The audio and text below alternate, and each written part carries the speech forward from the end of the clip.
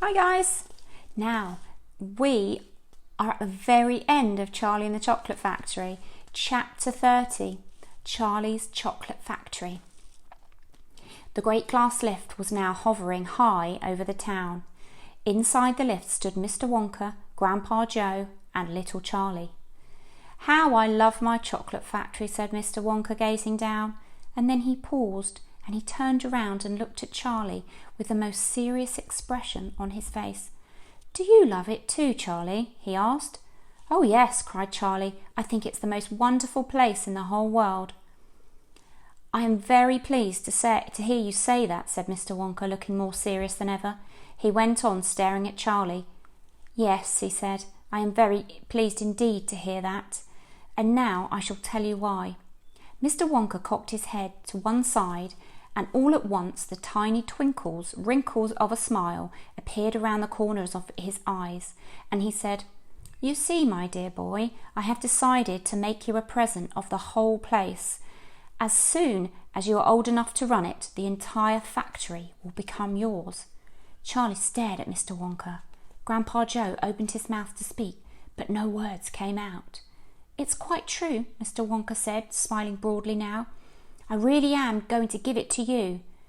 That's all right, isn't it?" "Giving it to him?" gasped Grandpa Joe. "You must be joking." "I'm not joking, sir. I'm deadly serious." But, why should you give a factory to little Charlie? Your factory?" "Listen," Mr. Wonka said. "I'm an old man. I'm much older than you think. I can't go on forever. I've got no children of my own, no family at all. So who is going to run the factory when I get too old to do it myself? Someone's got to keep it going, if only for the sake of the Oompa Loompas. Mind you, there are thousands of clever men who would give anything for the chance to come in and take over from me, but I don't want that sort of person. I don't want a grown-up person at all. A grown-up won't listen to me. He won't learn. He will try and do things his own way and not mine. So I have to have a child.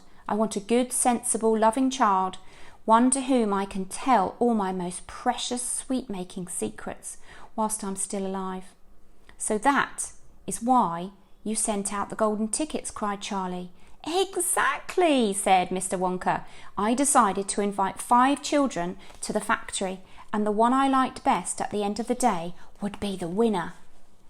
"But Mr. Wonka," stammered Grandpa Joe, "do you really and truly mean that you are giving the whole of this enormous factory to little Charlie? After all, there's no time for arguments," cried Mr. Wonka. "We must go at once and fetch the rest of the family, Charlie's father and his mother and everyone else that's around. They can all live in the factory from now on. They can all help to run it until Charlie is old enough to do it by himself. Where do you live, Charlie?" Charlie peered down through the glass floor at the snow-covered houses that lay below. "It's over there," he said, pointing. "It's that little cottage right on the edge of the town, the tiny little one." "Oh, I see it," cried Mr. Wonka, and he pressed some more buttons, and the lift shot down towards Charlie's house. "I'm afraid my mother won't come with us," Charlie said sadly. "Why ever not?" "Because she won't leave Grandma Josephine and Grandma Georgina and Grandpa George." "But they must come too." "They can't," Charlie said. "They're very old, and they haven't been out of bed for 20 years. "Then we'll take the bed along as well." "With them in it," said Mr. Wonka. "There's plenty of room in this lift for a bed." "You couldn't get the bed out of the house," said Grandpa Joe. "It won't go through the door." "You mustn't despair," cried Mr. Wonka. "Nothing is impossible. You watch." The lift was now hovering over the roof of the Bucket's house. "What are you going to do?" cried Charlie. "I'm going right on in to fetch them," said Mr. Wonka. "How?" asked Grandpa Joe. "Through the roof," said Mr. Wonka, pressing another button. "No!" cried Charlie. "Stop!" shouted Grandpa Joe. Crash went the lift, right down through the roof of the house into the old people's bedrooms. Showers of dust and broken tiles and bits of wood and cockroaches and spiders and bricks and cement went raining down on the 3 old ones who were lying in the bed, and each one of them thought that the end of the world had come. Grandma Georgina fainted, Grandma Josephine dropped her false teeth. Grandpa George put his head under the blanket, and Mr. and Mrs. Bucket came rushing in from the next room. "Save us!" cried Grandma Josephine. "Calm yourself, my darling wife," said Grandpa Joe, stepping out of the lift. "It's only us." "Mother!" cried Charlie, rushing into Mrs. Bucket's arms. Mother, listen to what's happened. We're all going back to live in Mr. Wonka's factory, and we're going to help him run it, and he's given it all to me, and... What are you talking about?" said Mrs. Bucket. "Just look at our house," cried poor Mr. Bucket. "It's in ruins." "My dear sir," said Mr. Wonka, jumping forward and shaking Mr. Bucket warmly by the hand, "I'm so very glad to meet you. You mustn't worry about your house. From now on, you're never going to need it ever again."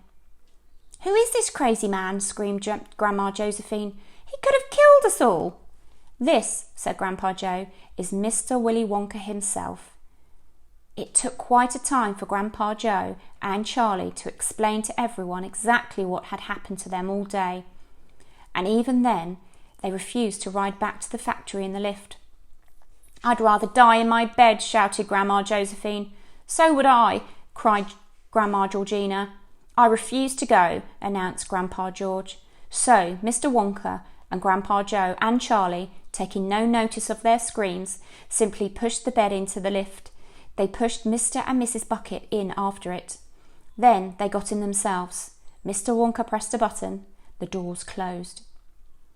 Grandma Georgina screamed, and the lift rose up off the floor and shot through the hole in the roof out into the open sky. Charlie climbed onto the bed and tried to calm the three old people who were still petrified with fear. "Please don't be frightened," he said. "It's quite safe, and we're going to go to the most wonderful place in the whole world." "Charlie's right," said Grandpa Joe. "Will there be anything to eat when we get there?" said Grandma Josephine. "I'm starving." "The whole family is starving." "Anything to eat?" cried Charlie, laughing. "Oh, just you wait and see." And that is the end of Charlie and the Chocolate Factory.